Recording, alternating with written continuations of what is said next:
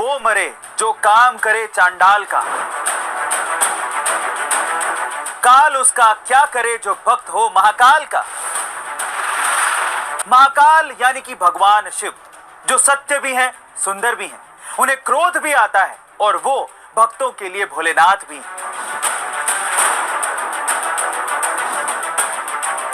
दरअसल हिंदू धर्म की मान्यता के हिसाब से 3 देव प्रमुख हैं। पहले भगवान ब्रह्मा, जो कि सृष्टि यानी कि संसार के रचयिता हैं। दूसरे भगवान विष्णु, जो कि सृष्टि की रक्षा करते हैं। और तीसरे महाकाल महेश यानी कि शिव, जो समय समय पर इस सृष्टि का विनाश करते हैं ताकि सृष्टि का पुनर्निर्माण हो सके। कहा यह भी जाता है कि शिव के आनंद तांडव से सृष्टि अस्तित्व में आती है, लेकिन उनके रौद्र तांडव से सृष्टि का अंत हो जाता है। इसलिए हिंदू धर्म में शिव पुराण के अनुसार भगवान शिव को देवों का देव महादेव कहा जाता है। और कहा यह भी जाता है कि अगर आपको भगवान शिव के बारे में जानना है तो सबसे पहले आपको उनके 12 ज्योतिर्लिंग के बारे में जानना जरूरी है, क्योंकि मान्यता है कि भगवान शिव स्वयं इन 12 ज्योतिर्लिंगों में विराजमान है। वहीं पुराणों और धार्मिक मान्यताओं के हिसाब से इन ज्योतिर्लिंग के दर्शन मात्र से श्रद्धालुओं के सभी पाप दूर हो जाते हैं। तो चलिए जानते हैं भगवान शिव के 12 ज्योतिर्लिंग के बारे में। तो चलिए भोलेनाथ का नाम लेके इस वीडियो को शुरू करते हैं और उनके ज्योतिर्लिंगों के बारे में जानते हैं। सबसे पहले है सोमनाथ का ज्योतिर्लिंग। ये ज्योतिर्लिंग गुजरात के सौराष्ट्र क्षेत्र में अरब सागर के तट पर स्थित है। वहीं शिव पुराण के अनुसार जब चंद्रमा को दक्ष प्रजापति ने क्षय रोग होने का श्राप दिया था, तब चंद्रमा ने इसी स्थान पर तपस्या करके श्राप से मुक्ति पाई थी और तब स्वयं चंद्रदेव ने इसी ज्योतिर्लिंग की स्थापना की थी। दूसरा ज्योतिर्लिंग है मल्लिकार्जुन ज्योतिर्लिंग। ये ज्योतिर्लिंग आंध्र प्रदेश के कृष्णा नदी के तट पर श्रीशैल नाम के पर्वत पर स्थित है।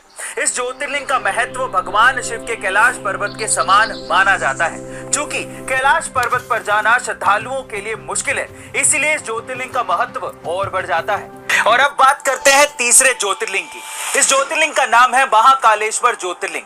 ये प्रसिद्ध ज्योतिर्लिंग मध्य प्रदेश के उज्जैन में शिप्रा नदी के किनारे स्थित है। इस ज्योतिर्लिंग की विशेषता है कि ये एकमात्र दक्षिण मुखी ज्योतिर्लिंग है। मान्यता है कि यहाँ पर पूजा अर्चना करने से उम्र बढ़ जाती है और सभी प्रकार के संकट टल जाते हैं। चौथा ओंकारेश्वर ज्योतिर्लिंग। ये ज्योतिर्लिंग मध्य प्रदेश के प्रसिद्ध शहर इंदौर के पास स्थित है।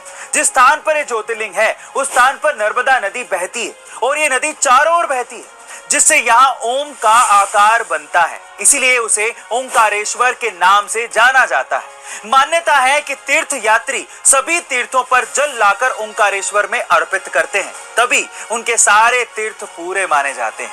पांचवा है केदारनाथ ज्योतिर्लिंग। भगवान शिव का यह प्रसिद्ध ज्योतिर्लिंग उत्तराखंड में स्थित है। ये मंदिर समुद्र तल से 3200 किलोमीटर ऊंचाई पर है। यहाँ सर्दियों में भारी बर्फबारी होती है, इसलिए सर्दियों के 6 महीने यहाँ जाना मुश्किल है। मतलब कि यहाँ दर्शन के लिए सिर्फ गर्मी में ही जाया जा सकता है। मान्यता है कि इस मंदिर का निर्माण पांडवों के पौत्र महाराजा जनमेजय ने करवाया था। अब बात करते हैं छठे ज्योतिर्लिंग की, जिसका नाम है भीमा शंकर ज्योतिर्लिंग।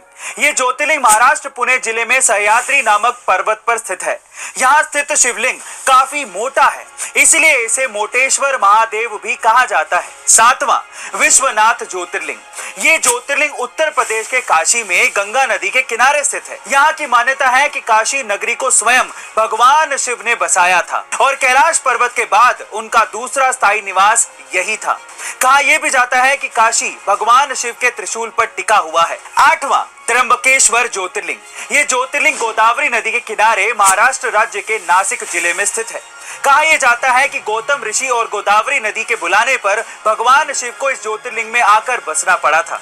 इस ज्योतिर्लिंग की सबसे खास बात यह है कि यहाँ ब्रह्मा, विष्णु और महेश तीनों ही विराजित हैं, बल्कि अन्य सभी ज्योतिर्लिंगों में केवल भगवान शिव ही विराजित हैं। अब बात करते हैं 9वें ज्योतिर्लिंग की, जिसका नाम है वैद्यनाथ ज्योतिर्लिंग। ये ज्योतिर्लिंग झारखंड राज्य के देवघर में विराजमान है।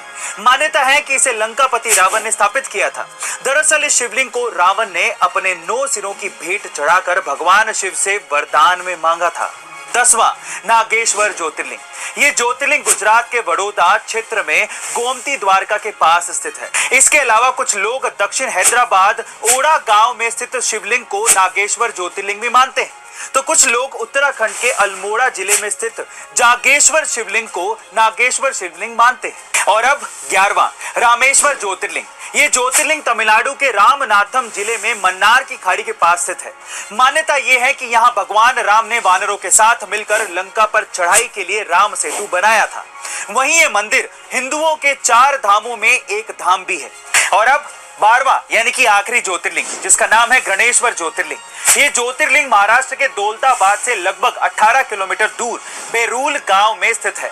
इस मंदिर का निर्माण देवी अहिल्याबाई होलकर ने करवाया था।